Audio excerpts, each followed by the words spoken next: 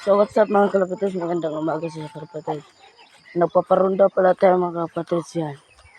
Nakapasok na pala yung iba. Yan si Balong mga kalapatids.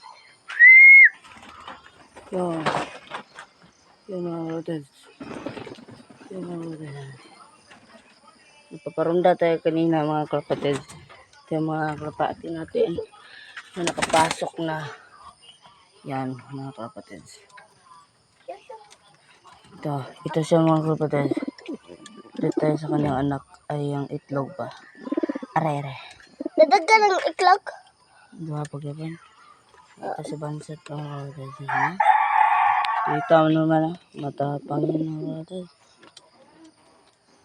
Itong mga inakay natin mga kalapatids. Dalawang ito. Sipa.